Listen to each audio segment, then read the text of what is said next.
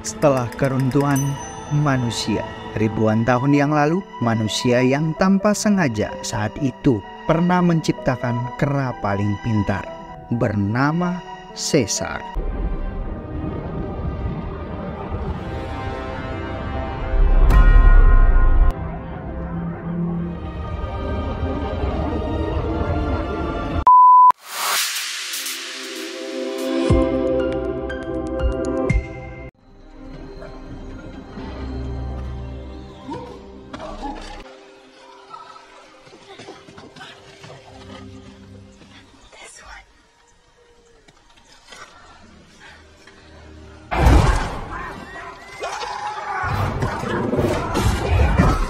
Noah, Shona, dan Anaya, ketiga kera yang sudah beranjak dewasa dari klan Eagle, yang sebentar lagi akan mengikuti upacara hari ikatan. Setelah Noah beserta temannya pulang dari berpetualang mengambil telur elang dari pohon paling tinggi sebagai syarat di klan Eagle jika ingin mendapatkan pengakuan sebagai kera dewasa. Klan Eagle merupakan klan kera yang sehari-harinya adalah berburu dan mengembangkan burung elang. Klan Eagle yang tenang dan semuanya hidup bahagia. Noah yang menunjukkan telur elang yang ia dapatkan diambil dari pohon paling tinggi untuk upacara hari ikatan nanti. Klan Eagle ini dipimpin oleh Oda. Oda lah kera yang selalu menjaga klan mereka sampai hari ini dari apapun akan mengganggu klan mereka. Sementara ayah Noah adalah salah satu petuah dari klan Eagle. Saat itu Oda yang sedang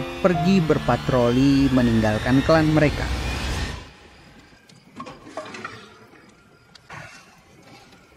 Di malam hari, Noah yang sedang memperbaiki kayu, Noah melihat seorang Eko menyusup ke dalam rumah untuk mencari makan. Saat Noah mengejarnya, Eko tersebut telah kabur. Saat Noah yang mengejar Eko ini, Noah tidak sadar kalau telur untuk upacara telah pecah. Noah yang panik, bisa-bisa besok pagi Noah tidak akan ikut upacara hari ikatan. Noah yang tidak ingin membuat ayahnya malu sebagai tetua di klan Eagle, Noah memutuskan untuk pergi di malam itu mencari telur elang sampai ia mendapatkannya untuk persembahan acara buat besok pagi.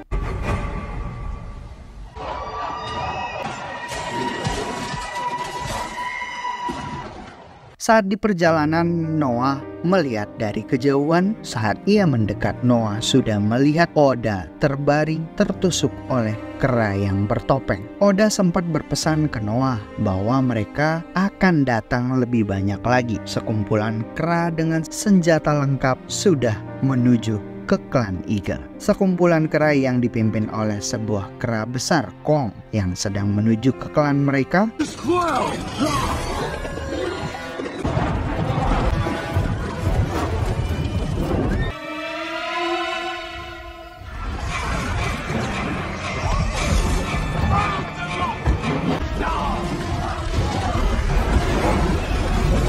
Noah yang ingin berusaha menyelamatkan klannya terlambat bahwa semuanya sudah hangus dan terbakar. Klan Eagle habis. Semuanya yang masih hidup menjadi tahanan, ditangkap dan tidak bisa berbuat apa-apa. Noah yang mencoba menyelamatkan ayahnya di ruang para tetua yang saat itu ingin menyelamatkan elang-elang mereka. Kong yang sudah di atas menghajar anak dan ayah tanpa ampun. Noah akhirnya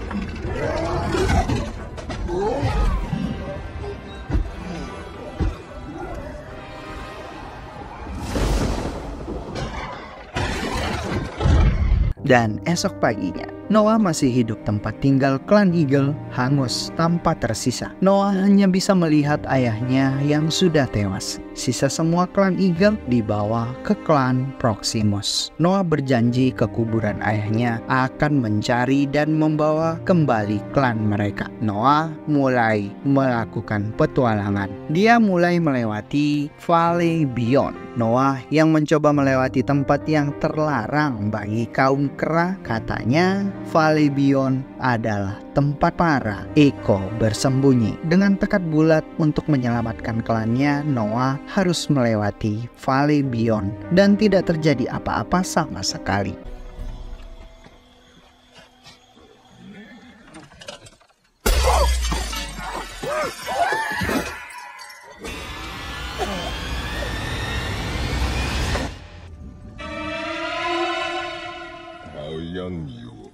Seharian Noah terus berkelana berjalan demi mencari klannya. Noah bertemu dengan orangutan yang bernama Raka. Awalnya Raka juga curiga, jangan-jangan Noah adalah bagian dari klan Proximus.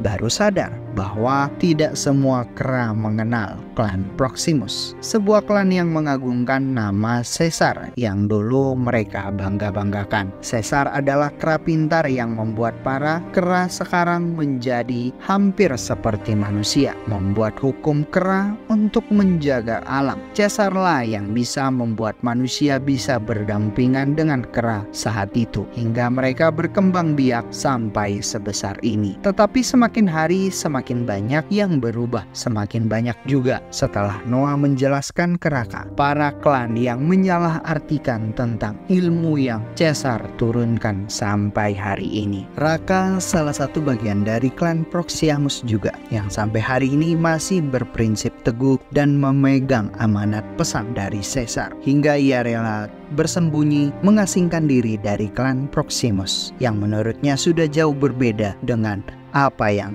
Caesar ajarkan.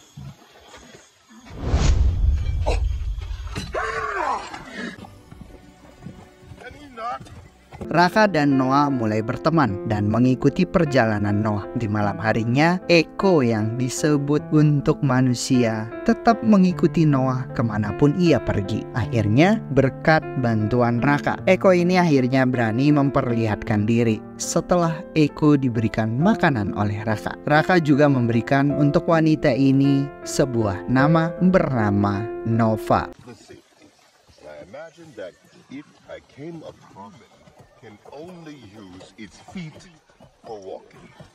Besok paginya Nova diajak oleh Raka untuk ikut dalam perjalanan mereka. Dan di perjalanan, Raka melihat sesuatu yang selama ini telah hilang, yaitu sekumpulan para manusia bersama kawanan kuda hitam putih. Noah merasa bahwa Nova sudah mendapatkan tempat tinggalnya dan akan bersama dengan para klannya. Sebenarnya bukan itu tujuan Nova. Noah akhirnya meninggalkan Nova dan Raka, melanjutkan perjalanannya menuju ke klan Proximus. Belum lama meninggalkan para manusia ini,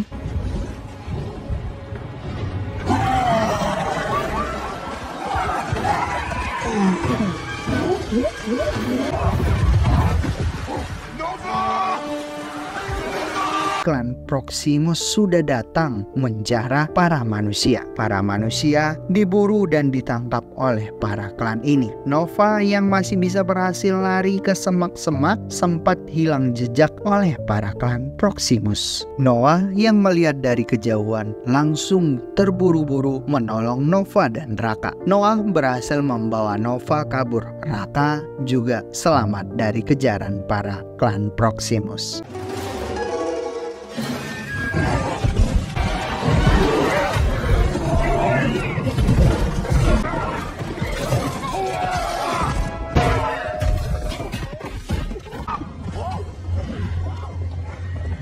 Setelah berhasil kabur dari kejaran klan Proximus, Nova baru mau berkata bahwa ia sebenarnya bisa bicara dan ia bernama Mai. Mai juga tahu kalau klan Noah telah dibawa ke Proximus. Mai juga memiliki tujuan yang sama bersama Noah, yaitu menuju ke Proximus untuk menemukan klan manusia. Dan esok paginya mereka bertiga melanjutkan perjalanan kembali menuju ke Proximus. Saat akan menyeberang melewati sungai, sebenarnya mereka ini sudah diikuti oleh klan Proximus. Dan saat di tengah-tengah jembatan mulai menyeberang,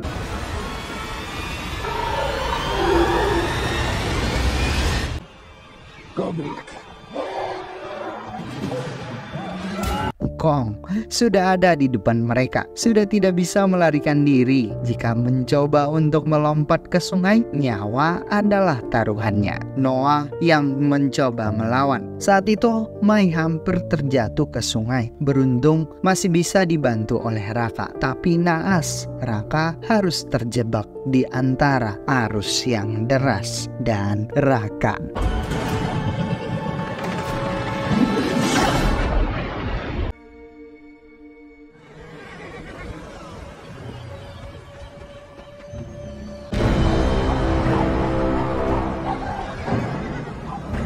Mai dan Noah akhirnya tertangkap dan dibawa ke Proxiamus, ke tempat klan Proxy berada. Ternyata di klan Proxy masih ada manusia yang pintar juga bernama Trevatan. Mai dibawa ke ruang perpustakaan Trevatan. Dialah orang yang selama ini mengajari klan Proxy hingga menjadi seperti sekarang. Kaum kera yang Trevatan ajarkan berhasrat membuat kerajaan kera yang tidak tertandingi oleh manusia. Trevatan mempengaruhi sang raja kera agar bisa seperti kerajaan Romawi yang tidak tertandingi. Sementara Noah mencari klannya yang sudah menjadi pekerja di Proxiamus, bertemu dengan Sona, Anaya, dan ibunya. Semuanya masih selamat. Selama ini klan Proximus mengumpulkan dan menangkap para klan kera yang ada di penjuru dunia, sebenarnya bertujuan untuk dibawa tinggal bersama klan mereka.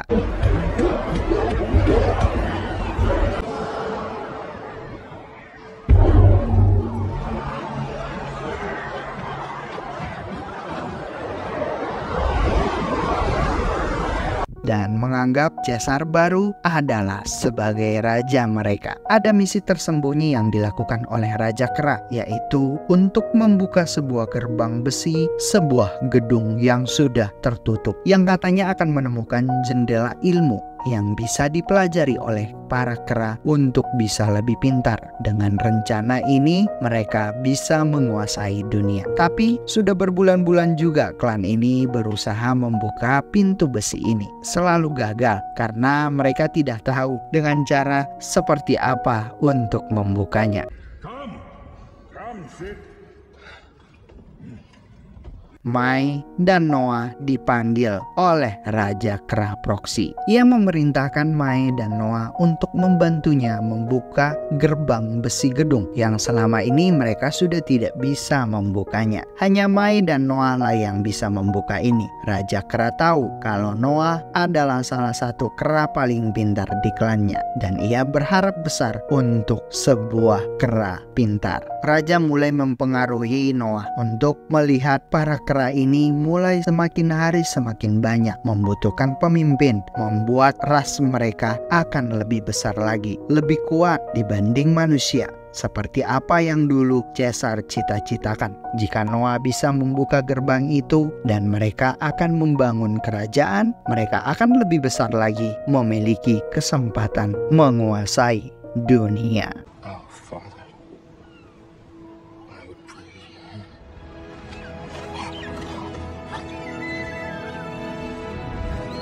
Malamnya Noah menghampiri Mai, yang sebenarnya ia menjadi curiga terhadap Mai. Ternyata selama ini Mai sudah berbohong ke Noah. Manusia tidak ada di Proxiamus.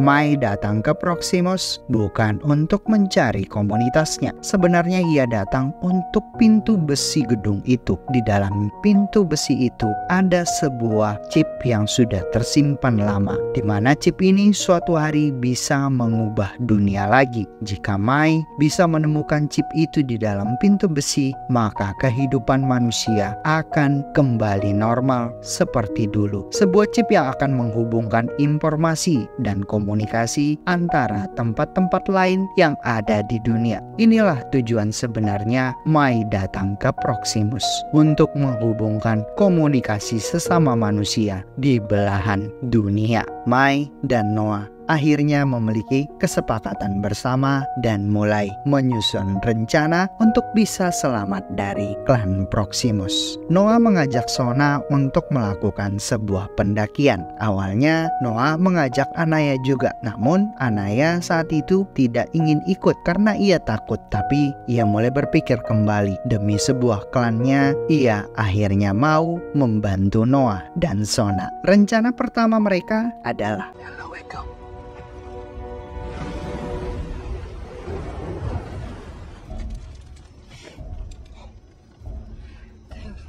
membuat sebuah mesiu yang bisa memicu ledakan. Nanti bom-bom ini akan diletakkan di antara bendungan yang menahan air laut ke tempat para klan ini tinggal.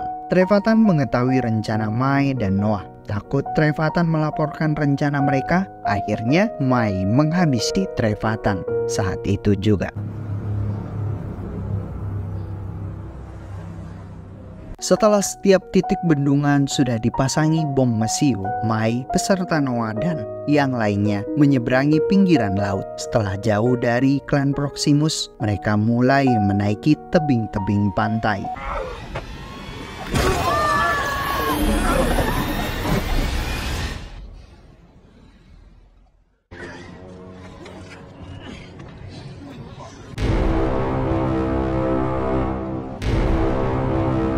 Sesampainya di atas, mereka menemukan saluran air pembuangan sebagai pintu masuk ke dalam gedung. Mai dan Noah mulai menjelajahi tempat ini. Mai mulai menyalakan generator. Seluruh lampu menyala, lebih memudahkan Mai untuk mencari chip yang ia inginkan. Mai menemukan chip yang ia inginkan dan mengajak Noah untuk bergerak ke pintu besi. Sebelum Mai membuka gerbang pintu besi, Mai sudah berpesan ke Noah sesuai dengan kesepakatan mereka di awal. Sebelum pintu ini dibuka dan bendungan diledakkan oleh Mai, Noah harus siap-siap dan menyelamatkan seluruh klan Eagle agar air laut besar yang akan masuk ke dalam pintu. Noah sudah bisa menyelamatkan klannya dan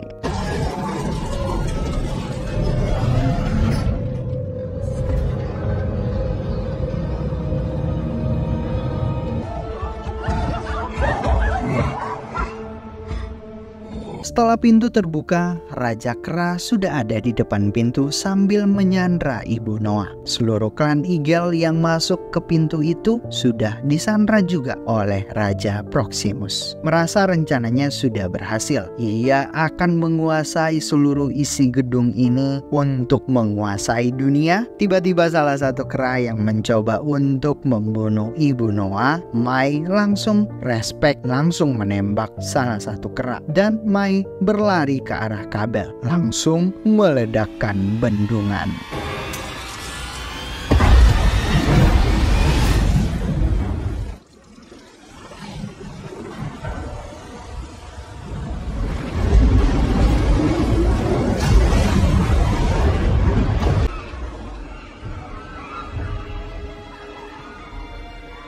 Bendungan hancur. Seluruh klan yang menyelamatkan diri masing-masing, seluruh klan Eagle diarahkan oleh Noah masuk ke dalam pintu besi dan naik ke tiang-tiang paling tinggi. Hanya Noah yang tahu akan naik ke arah mana agar bisa selamat. Noah mengarahkan seluruh klan Eagle untuk mengikutinya. Tapi masih ada masalah yang mengejarnya, yaitu kera besar Kong.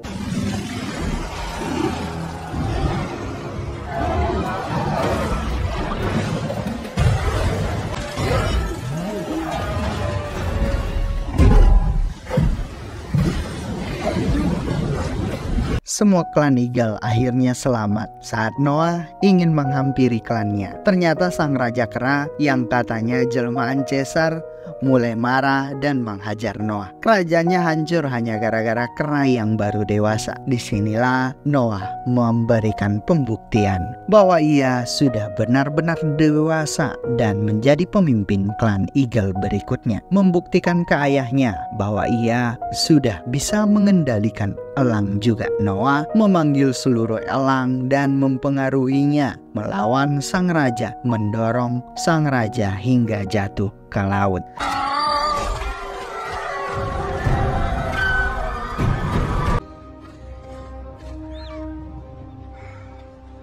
Noah akhirnya berhasil menepati janjinya kepada sang ayah bahwa ia telah kembali membawa klan Eagle pulang ke rumah mereka. Sementara Mai pulang ke persembunyian para manusia yang selama ini bersembunyi, memberikan chip dan mengaktifkan alat komunikasi. Mereka mulai terhubung dengan manusia lainnya di seluruh belahan dunia. Dan film habis. Terima kasih sudah menonton Story Film NSTV. Film apa lagi yang akan kami suguhkan untuk Anda? Please like dan komen ya untuk NSTV. Dan jangan lupa subscribe channel ini.